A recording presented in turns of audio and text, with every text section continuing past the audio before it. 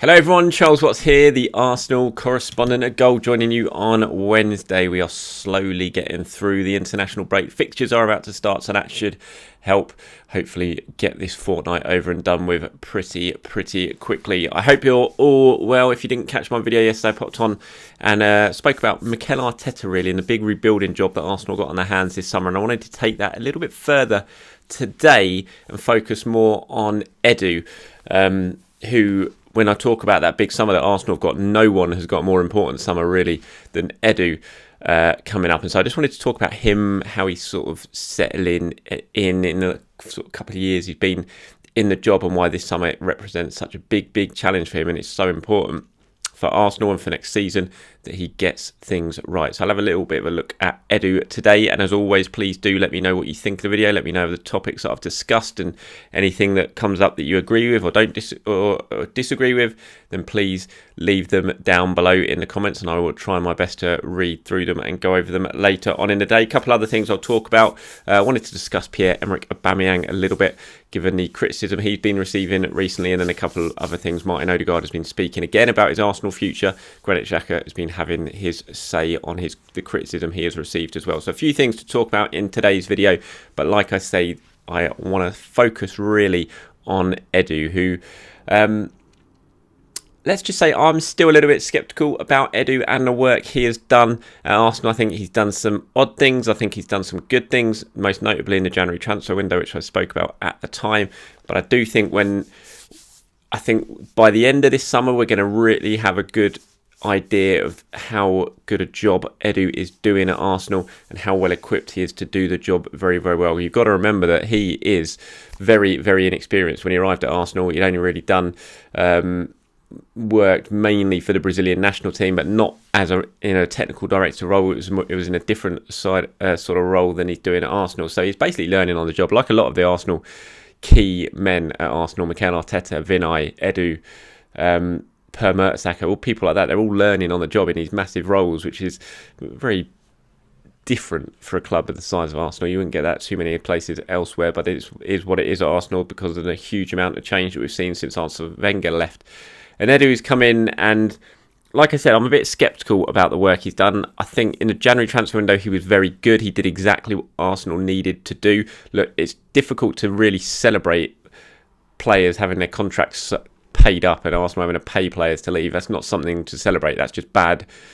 It just shows there's been bad business done at the club previously to have got into this situation. But having said that, Arsenal needed to act on it, and they needed to be pretty ruthless, and it's something they haven't really done too often, but they did do it in January, and Edu was in charge of that, so I think he deserves credit for that. He went and got Mesut Ozil out, that had to happen. He got Socrates out, that had to happen. Got Mustafi out, that had to happen. Sead Kolasinac went out, that had to happen. He got a loan deal done for William Saliba, again, that had to happen. All these things that Arsenal needed to do in January, basically they did.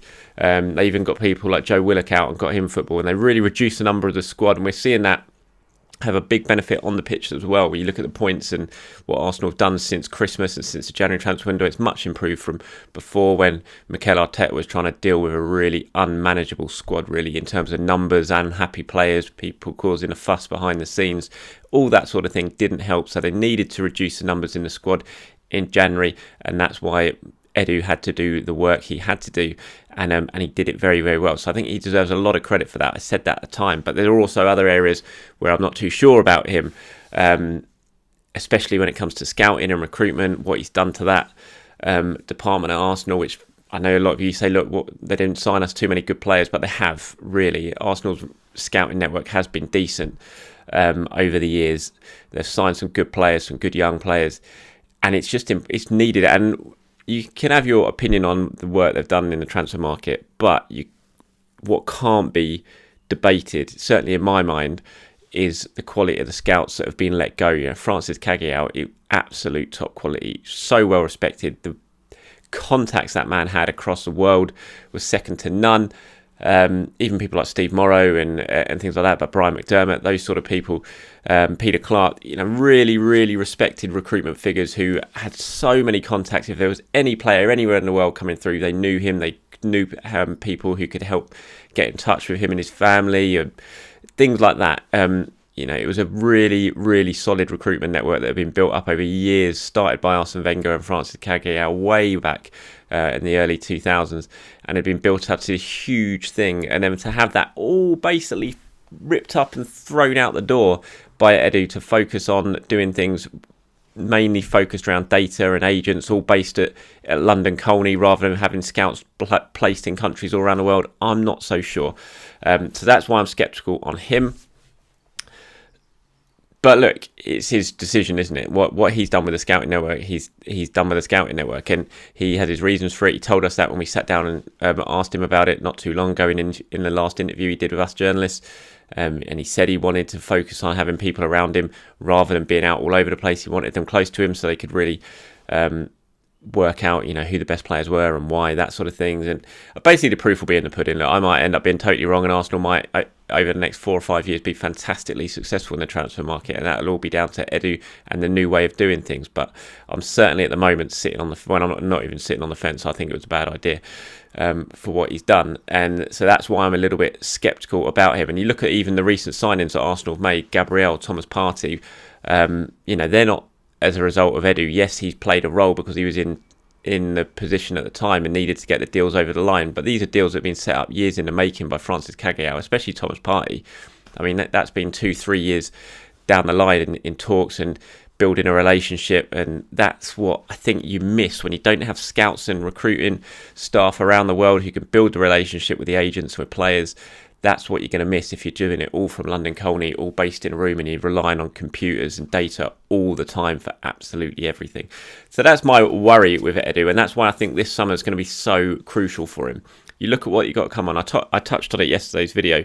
Transfers, so many, in terms of bringing players in. I think you've basically got a whole new spine. You've got to try and get, if possible, from a goalkeeper, centre-back, central midfield, potentially a playmaker, depending on how Odegaard, definitely a striker, maybe even a right-back. Even though Arsenal have done so much work in the transfer market, they're going to have a lot more work to do this summer. Mikel Arteta's saying it's probably going to be unprecedented, just like January was. So Eddie's going to have that to deal with. He's going to have all the player sales to deal with, which again in yesterday's video I mentioned there's so many of those when you go through the players on loan, and that's before you go through players like Hector Bellerin and things like that. But you got Lacazette's situation, Eddie Nketiah's situation, Reece Nelson, Joe Willock, Matteo Guendouzi, Lucas Torreira. So many things for Eddie to do, and then on top of that as well, contracts, giving out new contracts. Kieran Tierney, Emile Smith-Rowe have to be a priority this summer. Getting those two tied down to long-term contracts. Mikel Arteta as well. Something has to happen with his contract at Arsenal very, very soon. Is he going to sign a new one? Are Arsenal going to offer him a new one? You would think it's absolutely yes, no matter what your opinions of Arteta are and the job he's doing. As far as I'm aware, Arsenal are very, very happy with him, and they all want to keep him. So they're going to have to sit down with him at the end of the season and discuss a new contract. I do wonder if the comments that Mikel Arteta made this week about PSG were a little bit of a message to the Arsenal board and to the hierarchy. Look, my contract isn't that long. You might want to try and tie me down to make sure that talk about potential other clubs goes away pretty quickly. So Eddie has got a massive job on his hands, and for someone pretty inexperienced still in his position, it's going to be a big summer for him in terms of how he is viewed at Arsenal, and it's certainly going to be a big summer in terms of what it's going to do for next season, because if Eddie gets it wrong, then I think we've seen from this season that Arsenal aren't really equipped to have a successful campaign. But if he gets it right and he gets the right players out, brings in the right amount of money for those players, and then invests it wisely in bringing players in, then Arsenal have got a very, very good chance, because they're not a mile off. You look at the results they've got since Christmas, since the squad is very much feeling more like Mikel Arteta's now, since he's settled on a system. The results have certainly gone in that direction, and I think from Boxing Day or Christmas, whatever it is, I think they're about 3rd or 4th in the Premier League form table. So that's showing that the work that's been done since January is moving Arsenal in the right direction, but they've got to kick on again this summer and make sure they don't fall into the same mistakes they've made recently. Because if we're going to have a good season next season, and they certainly do, then they're going to have to do well in the transfer market, and Eddie's going to be key to that. So it's going to be a really crucial summer for him, and I'm intrigued to see how he gets on. What are your thoughts on Eddie? Let me know. Do you think he's doing a good job? Do you trust him to get things right in this transfer window? Let me know, as always, in the comments below. I'm always interested to read them and have a look. in terms of what Mikel Arteta's had to say, I mean, he does get on well with Edu. Everyone I've spoken to at Arsenal, a lot of agents that I know, they say there's a very strong relationship between Arsenal and between Arteta and Edu, and that is very, very good. It's always the message we get from Arsenal. It's always the message we get from Mikel Arteta. I mean, these were his comments recently about Edu. He says, luckily enough, we have a great relationship, a great understanding. We support each other in a great way. It's lucky that if you have to talk to someone many times, that the relationship is strong. I think he's doing a great job since I joined. The clarity that he showed when they came to convince me to join the club and then stick to the plan we have, and the way he is going about it, I'm really impressed with him. So there is a solid relationship there between Edu and Arteta, and that you would hope is going to bode well for the summer, because it's going to mean that they're both moving in the same direction. Because I don't think there's anything worse at a football club than a manager wanting to go one way and a technical director wanting to go the other way. You have to be together. You have to want to go in the same direction. At Arsenal, that is the case, and so you would hope that that will bode well for the summer transfer business that Arsenal look to get done. Right, let's quickly talk about Aubameyang, shall we? Because he's certainly someone I'm getting constantly messaged about, and is popping up in my notifications from people saying, get Auba out, sub him out, Martinelli in, Auba out. So I just wanted to talk a little bit about it. Look, I know he's having a bad time of things at the moment. I think it's 3 games without a goal, but then it's not just this fact it's 3 games without a goal. We've had the whole issue about him being late and being dropped for the Tottenham game.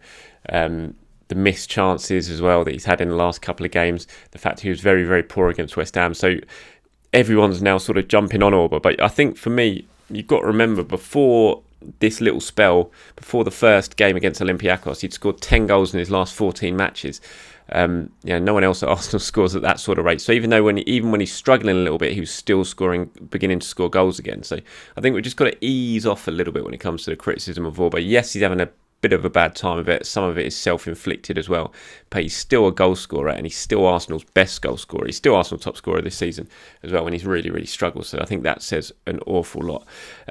Would I be against Auba being dropped for the game after the international break? Absolutely not. I think Lacazette's playing very, very well. I said it after the West Ham game. I think it was Lacazette's best game in a long, long time.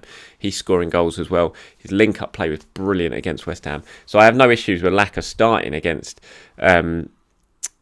Liverpool after the international break, but I think we've got to stop from suddenly trying to all piling in on Aubameyang now. What that bloke has done since he's come to Arsenal, the goals he scored, what he did last season to win Arsenal in the FA Cup, he's allowed to have a little bit of a bad patch, and I think just some of the criticism's going a little bit over the top in terms of my view when it comes to Pierre-Emerick Aubameyang, because his record speaks for itself since he's come to Arsenal, and they certainly wouldn't have enjoyed all those celebrations at Wembley last season had it not been for their captain. So I think we just need to bring it down a little bit of a level at the moment. Yes, he's having a bad time, but he's still a very, very good goal scorer, and he will score goals for Arsenal when he comes back from Gabon. He is away at the moment. He's only going to play 1 game for Gabon because of the COVID restrictions, and Mikel's hopeful that maybe that will help him. He says, look, you never know, going away, playing a game, if he scores a goal and comes out the environment and then comes back into this one, sometimes it's good for him. So he's hoping maybe this international break, going away with Gabon, having a little bit of a break from Arsenal, might be good for Aubameyang, and he'll come back firing after the break. So fingers crossed that the manager is right on that one. Okay, before I go quickly about that man at the moment, Martin Odegaard, seems like I have to talk about him every single video at the moment because he's non-stop all over the media. He's been speaking while over in Norway for the upcoming internationals. He's been speaking about his Arsenal future. He's been speaking about Mikel Arteta as well. This is what he's had to say about whether he will be staying at Arsenal or what happens when his loan agreement ends in the summer. He said, I haven't thought about it. I haven't thought about what will happen in the summer. The deal with Arsenal is until the end of the season. We'll see what happens this summer. I've said things before and I stand by that. Stability and development are key words. He says on Arsenal, he said, it's been improving from the very beginning. I feel quickly adapted and understand how we play. I lack match fitness and self-confidence. The more games I've played, the better I've become. It's a rising curve. So Odegaard knows that his form is on an upward curve at the moment. And I think we all know that as well because you can see the proofs in the pudding on the pitch. But interesting comments about Arsenal. I said it, I think yesterday or the day before. One hope that Arsenal might have when it comes to keeping Odegaard is the fact that he feels settled and he trusts the manager. When he says there, stability and development are the key words for him when it comes to deciding his future.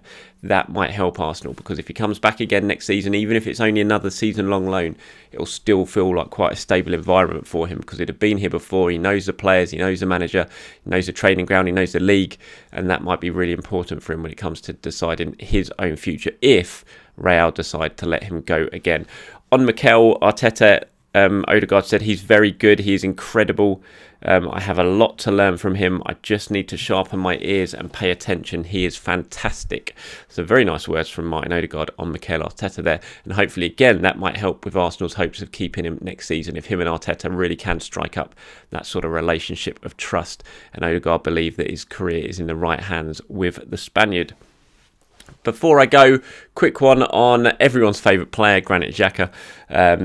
He's been talking about the criticism he's received from Arsenal fans this season, not just from Arsenal fans, but all fans and the media as well.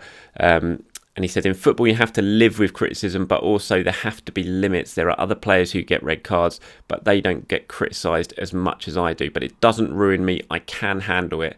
This time I came back even stronger, which many people did not expect. What he's talking about there is the way he responded to the red card against Burnley earlier in the season. Now, I think Granit Xhaka has been very, very good for Arsenal this season, especially since that red card, as Granit said, that he'd come back stronger, and I agree with him. I think his response has been really, really good to that red card.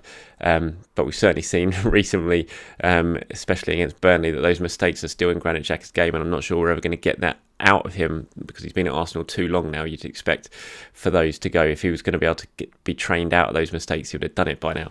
I said it in yesterday's video, I still think Arsenal might well look at that position as one they can improve on, have a bit of an upgrade in the summer to partner Thomas Partey.